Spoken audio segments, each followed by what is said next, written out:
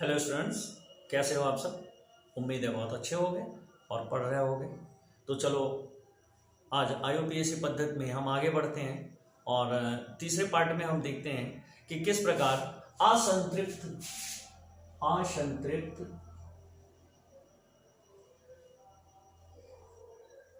Aliphatic यौगिक जो हैं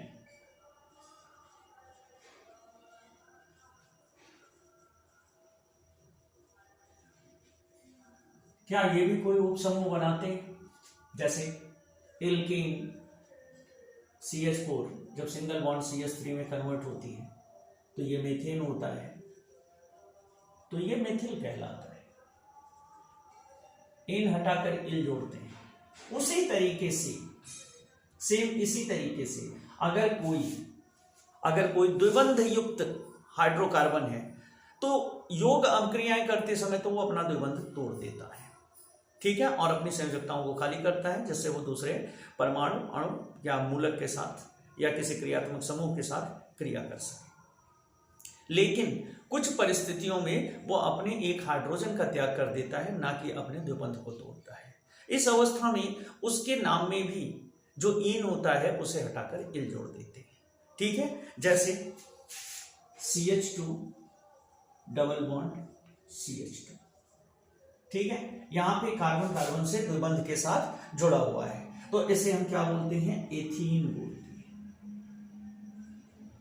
और यहां पर अगर ये योग अभिक्रिया करेगा तो अपना बंध तोड़ करके इस तरीके से बंध खाली कर लेगा। लेकिन अगर योग अभिक्रिया नहीं कर रहा है, कुछ अन्य अभिक्रियाओं में यह CH2 double bond CH single bond अपना एक बॉन्ड खाली कर देता है, अपनी एक हाइड्रोजन का त्याग कर देता है, ठीक है। ये इस तरीके से इसकी संरचना होती है। शुरू में तो यहां पे क्या था, दोनों स्थान पे H था, लेकिन अभी इसने एक H का त्याग कर दिया तो एक संरचना हो सकता है वो यहां रहा हो, कहीं भी जुड़ा हो सकता है वो, तो उसकी संरचना सूत्र है, ये सिर्फ ये बताता है कि कौन जुड़ा है। तो एक बॉन्ड इसका खाली हो गया। इस समय इसे क्या कहते हैं, इस समय इसे वाइनिल कहते हैं। यहां पे ईन हटाकर इल जोड़ रहे हैं, ठीक है। अब यहां पे CH2 double bond CH2 single bond CH3, ठीक है। इसे क्या पढ़ेंगे,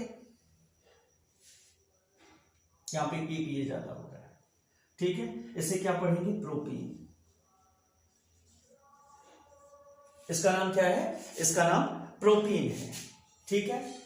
अब यहां पर ये क्या करेगा, अपना एक हाइड्रोजन त्याग करेगा, तो ये क्या बना देगा, CH2 double bond CH single bond CH2, ठीक है। तो ये यहां पे क्या हो जाएगा, यहां पर इसका नाम प्रोपीनिल हो जाएगा, प्रोपीनिल।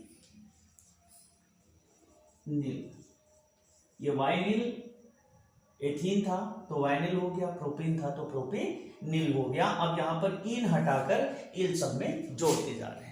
हालांकि ऐसे यौगिकों को हमें कम पढ़ना है, बहुत ही कम यौगिक हैं हमारे कोर्स में, लेकिन फिर भी हमें जानकारी तो होनी चाहिए। अब इस असंतृप्त एलिफैटिक यौगिक दो प्रकार के होते हैं। एक वो होते हैं जिनमें ट्रिपल बॉन्ड होता है, ठीक है। तो आओ ट्रिपल बॉन्ड वालों को देखते हैं कि उनके नाम जो हैं वो कैसे होते हैं। तो पहला एल्केन लेते हैं CH ट्रिपल बॉन्ड CH, ठीक है। यहां पे कार्बन की चारों संयोजकताएं बिल्कुल एक दूसरे को संतृप्त कर रही हैं, तो इसको क्या कहते हैं, एथाइन। अब अगर इसे हम CH ट्रिपल बॉन्ड C के रूप में देखें तब क्या कहेंगे, इसका एक बॉन्ड खाली है तो यहां पर भी ये जोड़ेंगे तो एथाइनिल।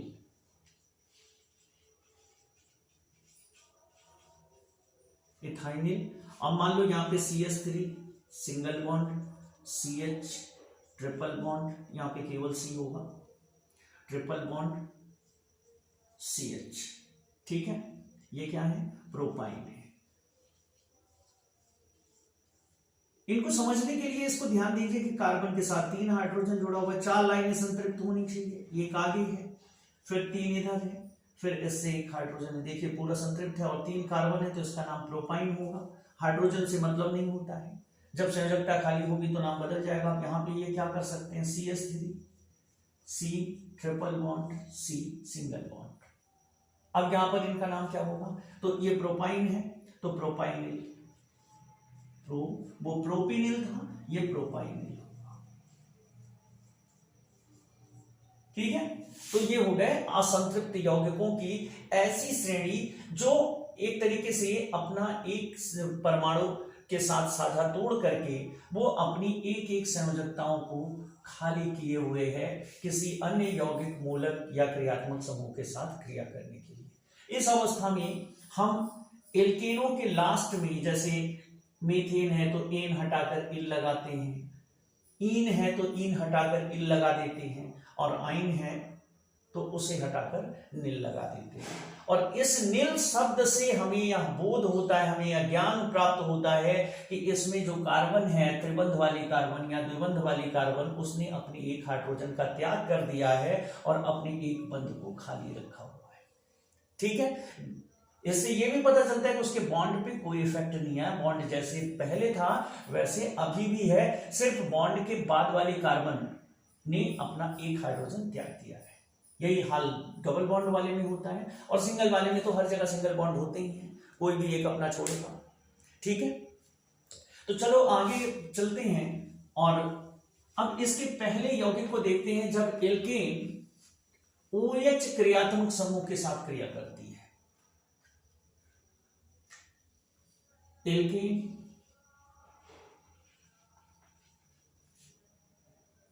और OH क्रियात्मक समूह, सिंगल बॉन्ड,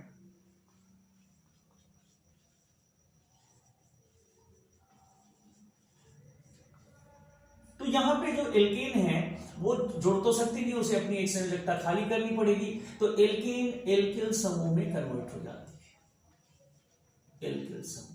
अब ये एल्किल समूह ही क्रिया करेगा। अब जैसे इसमें सिंगल बॉन्ड CH3 और यहां सिंगल बॉन्ड OH, और परिणत होगी उनकी CH3OH। अब ये जो संरचना है, एक तरफ OH है, इधर हाइड्रोजन, इधर हाइड्रोजन और इधर हाइड्रोजन, ये संरचना है। ठीक है, अब यहां पर इसका जो नाम हम लेंगे वो कहेंगे ये क्या है, ये है एल्किल समूह। एल्किल समूह का इल उड़ाएंगे, क्योंकि लास्ट में वो एल्क शब्द जो है, एल्क शब्द हाइड्रोकार्बनों के लिए व्यक्त किया जाता है, उन हाइड्रोकार्बनों के लिए जिसमें कार्बन से कार्बन एक संयोजकता के साथ जुड़ा। ठीक है, उन्हें एल्क कहा जाता है, या फिर कार्बन के साथ द्विबंध में जुड़े। ठीक है, अब ये या कार्बन के साथ त्रिबंध में जुड़े होंगे। बाकी हाइड्रोजन से इनकी संयोजकताएं संतृप्त हो रही होंगी, वो एक अलग बात है। ठीक है, बाकी की संयोजकताएं इनकी प्रदर्शित की जा रही हैं, वो किससे संतृप्त हो रही है ये मायने नहीं रखता है। ये वाली व्यवस्था अगर है तो इन्हें एल्क कहा जाता है, ध्यान दीजिएगा। अब कौन वाली एल्क है, सिंगल बॉन्ड वाली है कि डबल बॉन्ड वाली है कि ट्रिपल बॉन्ड वाली है, इसके लिए हमने यहां पे लास्ट में कोड जोड़ा। कोड क्या जोड़ा, एन जोड़ दें तो सिंगल बॉन्ड वाली है, ईन जोड़ दें तो डबल बॉन्ड वाली है, आइन जोड़ दें तो ट्रिपल बॉन्ड वाली है। और इन सबको हटाकर अगर इल जोड़ें तो हमें यह ज्ञात होना चाहिए कि इनकी एक एक संयोजकता जो है वो खाली की गई है कार्बन द्वारा अपने हाइड्रोजन को हटा करके, विस्थापित करके, माने इनका कहीं ना कहीं ऑक्सीकरण हो रहा है। ठीक है, तो अब अगर ये एल्क किसी और के साथ जुड़ रहे हैं तो ये इनका पीछे वाला जो लास्ट में इल जोड़े थे उसे हटा देंगे। अब यहां पर वो चीज लिखेंगे जिससे इनका कोड बदला जा सके, इनका नाम बदला जा सके। तो एल्क में ईन के स्थान पर अब जो ईन यानी कि जो संयोजकता ये खाली पड़ी हुई थी, एक खाली थी, अब CH3 था सिंगल बॉन्ड, तो सिंगल बॉन्ड CH3 के लिए क्या होगा, ये इस कंडीशन में था। ठीक है, तो ये एल्कीन था, ये एल्किल समूह था, तो इल हटा। अब यहां पर इसका बॉन्ड भर गया ना, जब तक खाली था तब तक इल था, जब फिल हो गया तो इल हट गया। जब तक ये खाली था, यहां कोई नहीं जुड़ा था, तब तक ये इल था। फिर हमने इसको फिल कर दिया, किससे, OH से। संयोजकता संतृप्त, तो भैया अब जब संयोजकता संतृप्त हो गई तो यहाँ पे ANE9 का क्या मतलब है? यहाँ पे ANE9 का क्या मतलब है? कोई मतलब नहीं है। जब कोई मतलब नहीं है तो उसको हटाओ। अब तो ये संयोजकता भरी हुई है, तो भरा कौन? तो यहाँ पे ऑल जोड़ दो, तो एल्कोहल, ठीक है। यहां पे एल्कोहल जोड़ देंगे और हॉल किसके लिए लगाए? इसके लिए आल शब्द जोड़ा गया, ठीक है। अब कौन सा एल्कोहल, कौन सा एल्क है? एक कार्बन वाला है, दो कार्बन वाला है, तीन कार्बन वाला है, तो ये मेथिल था, तो एल बड़े प्रेम से उड़ा दो, ऑल जोड़ दो, तो मेथिन धन ऑल, तो क्या मिल गया? मेथिनॉल। अब CH3 CH3, ठीक है, ये CH2, सॉरी ये CH2, ये खाली पड़ा है। अब जब तक ये CH3 था तब तक ये क्या था? एथेन था। अब इसमें क्या था? कार्बन कार्बन से जुड़ा हुआ था, इसकी चारों संयोजकताएं लगी हुई थी, संतृप्त था, इसने अपना एक हाइड्रोजन त्याग दिया। जब एक हाइड्रोजन को इसने छोड़ दिया तो उस समय इसका नाम बदल करके अब ये क्या हो गया? आपका CH2 हो गया। जब CH2 हो गया तो इसका नाम बदल करके क्या हो गया? अभी तक ये एथीन था, अब एथिल हो गया। अब इस एथिल से मिला OH, तो इल उड़ गया, OH फिल हो गया। अब यहां पे क्या हो गया? इल हटाए तो यहां पे बचा एथेन धन आल, ये हो गया एथेनॉल। अब तीन कार्बन है यहां, तो सेम तीन कार्बन के लिए प्रोप यूज करते हैं तो प्रोपेनॉल,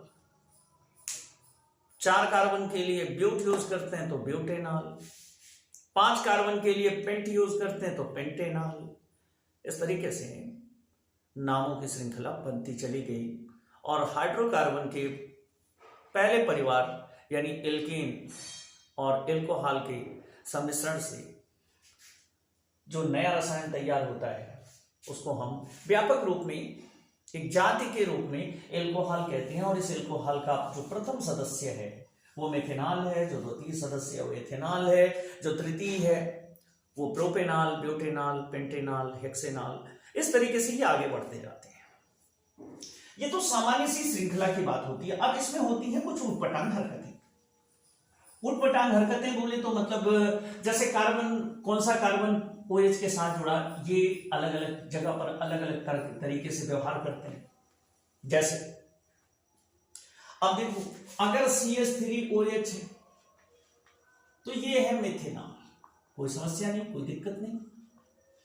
अब अगर ये हो गया C2H5OH, मतलब इसको तोड़ तोड़ के लिखते हैं, अलग अलग कार्बन में लिखते हैं, तो CH3CH2OH, तो ये हो गया तुम्हारा एथेनॉल। अब तीसरा आया CH3CH2CH2OH, तो यहां एक समस्या हो सकती थी। समस्या ये हो सकती थी कि सभी कार्बन सीधी श्रृंखला में जुड़े हैं तो इन्हें एन प्रोपेनॉल कह सकते हैं, ये नॉर्मल है। अब बोले प्रोपेनॉल नहीं होता तो क्या हो जाता? तो देख लो क्या हो जाता, CH3OH।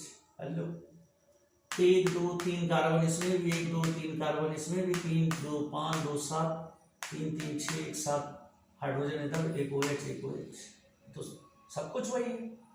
ये भी तो प्रोपेनॉल है, हाँ ये भी प्रोपेनॉल है। अब अगर मान लो किसी को बताना हो तो कैसे बताओगे? अब इसको, अगर इसको भी तुम एन प्रोपेनॉल कहोगे तब इसको फिर क्या कहोगे? अगर इसे एन प्रोपेनॉल कह रहे तो इसको कैसे बताओगे कि भैया ये वो वाला प्रोपेनॉल नहीं है, थोड़ा सा चेंज है। चेंज क्या है? इसमें जो कार्बन है उसके एक कार्बन दो कार्बन के साथ जुड़ा हुआ है, ठीक है। तो इसे क्या लिखेंगे? आइसोप्रोपेनॉल। अब समझ लो कैसे फर्क कर रहे हैं, ठीक है। ये क्या कहलाएगा? ये कहलाएगा आइसोप्रोपेनॉल। अब मान लो ऐसे जुड़े हैं CH3CH2CH2 CH2OH। तो भैया सब नॉर्मल सीधे सीधे जुड़े हैं, तो अब क्या हो गए 1 2 3 4, 4 कार्बन क्या होते हैं, ब्यूट होते हैं, तो n ब्यूटेनॉल हो गया। बोली तो क्या और तरीके से लिखा जा सकता है? जी हाँ, बिल्कुल लिख सकते हैं। अब कैसे लिखेंगे, ऊपर मिटा लें।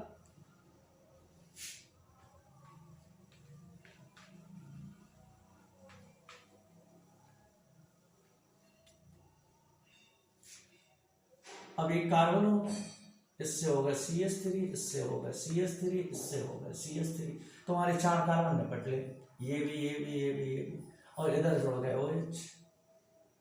बोलिए बताओ, ये तो अलग बन गया क्या करके।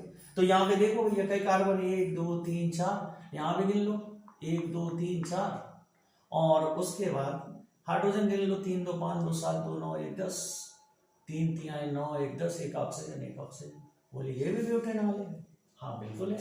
तो इसे कौन सा ब्यूटेनॉल कहेंगे? ओ, नियो ब्यूटेनॉल।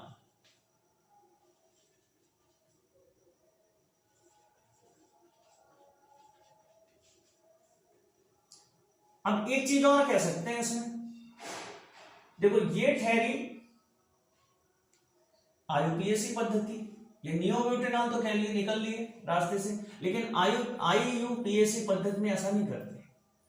इसको क्या करते हैं, कार्बन से जुड़ी हुई सबसे लंबी लाइन पहले गिनते हैं, तो इसमें सबसे लंबी लाइन ये है, 1 कार्बन 2 कार्बन 3 कार्बन, तो ये कहां जुड़ा है, 2 पे, ठीक है।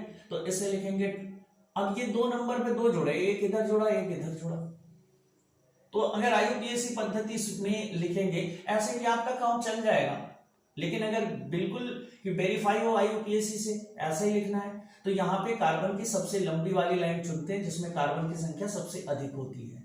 फिर जिस कार्बन पर कार्बन के अलावा और कोई जुड़ा होता है उनका नाम पहले लिखते हैं, तो जैसे यहाँ पे हो जाएगा 2 मेथिल, हम बता रहे हैं कि 2 नंबर पर भाई मेथिल जुड़ा हुआ है, और ये कितने 1 2 3 कार्बन है, तो प्रोपेन 2 ऑल, या 2 मेथिल 2 प्रोपेनॉल,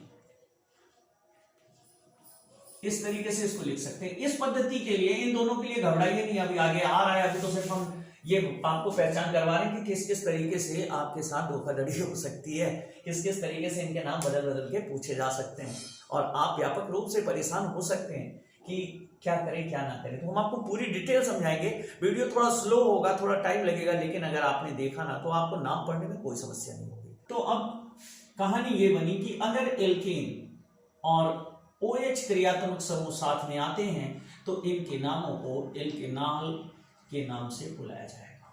एल्केनॉल अर्थात एक कार्बन के लिए मेथेनॉल,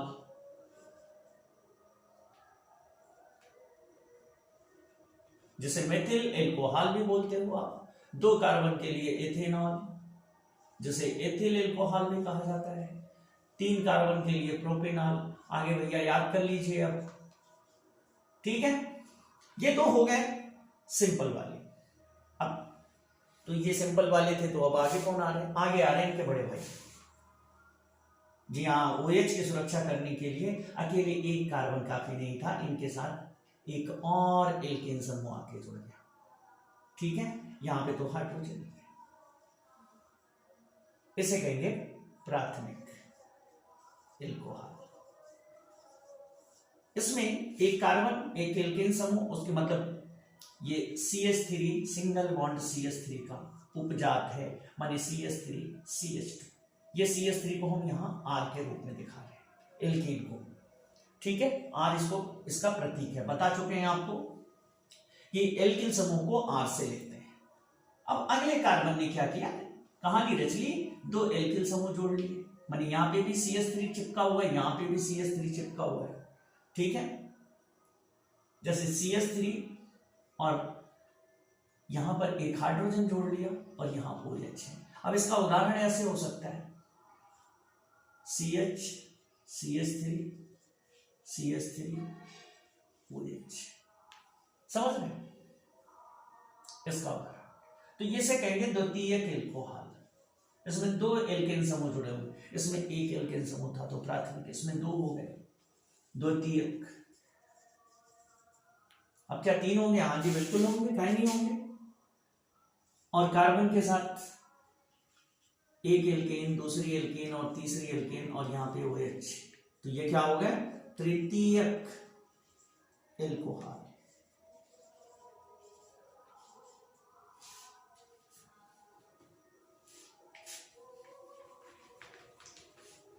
अगर इनका स्ट्रक्चर लिखें तो इस तरीके से हो सकता है CH3 CH3 CH3, जरूरी नहीं है CH3 हो, ये C2H5 भी हो सकता है, माने CH3 CH2 भी हो सकता है और आगे भी हो सकता है।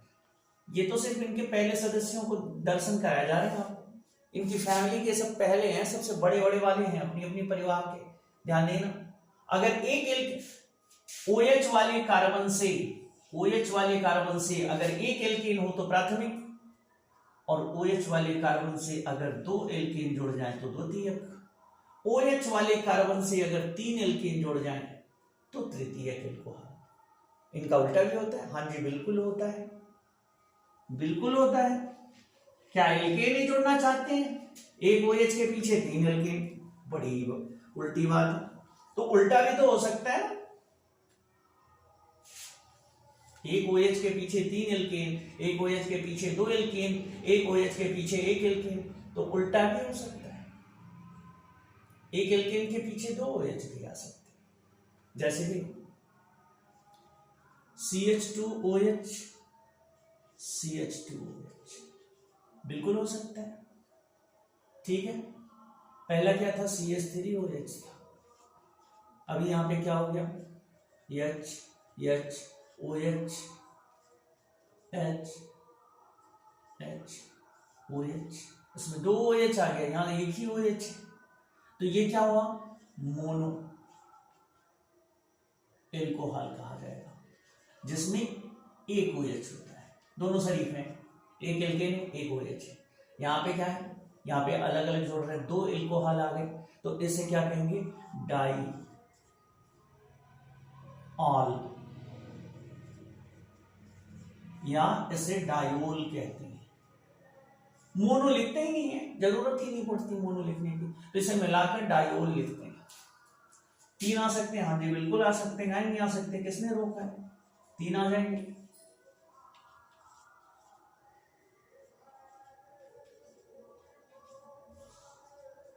इसको क्या बोलेंगे? ट्राइयाल, ट्राई माने 3, ट्राइयाल जोड़ेंगे तो इसका नाम संधि करेंगे बकायदा, हिंदी तो हमें आती नहीं, आप मिला लो, ट्रायोल कहते हैं इसको। इस तरीके से जोड़ के नाम बनाते हैं, कुछ अलग अलग नहीं, जिसका जैसा है वैसे जोड़ते जाते हैं, कुछ ज्यादा नया नहीं करते हैं। हर नाम के साथ कुछ ना कुछ अलग अलग जोड़ देते हैं ताकि हम पहचान सकें कि हम लिखे क्या है, ठीक है। तो ये होता है एल्कोहल। अब चलते चलते इनका सामान्य सूत्र आपको बता दें, CnH2n+1OH। अब यहां पर n बराबर 1 लेने पर CH3OH, n बराबर 2 लेते हैं अगर तो C2H, 2 2 जा 4, 1 + 1 5 हो गया OH, जिसे आप लिख सकते हैं CH3OH, ठीक है। तो ऑन प्रैक्टिस हमें इस फॉर्मूले की जरूरत नहीं पड़ती है, हम खुद ब खुद ये देख करके ही भापने लगते हैं। प्रैक्टिस सबसे बड़ी चीज होती है, प्रैक्टिस जितनी ज्यादा होती है हम चीजों को उतने अच्छे तरतीब ढंग से याद रख पाते हैं, ठीक है। तो केमिस्ट्री में काफी कुछ आपकी याददाश्त पर निर्भर करता है, काफी कुछ चीजों की समझ पर निर्भर करता है। अगर आप सोचें कि हम पूरा रट के काम चला लेंगे तो बिल्कुल इम्पॉसिबल है, ऐसा नहीं है, चीजों को समझना आवश्यक है, ठीक है। तो आज हम यहीं तक करते हैं, फिर मिलते हैं नेक्स्ट वीडियो में।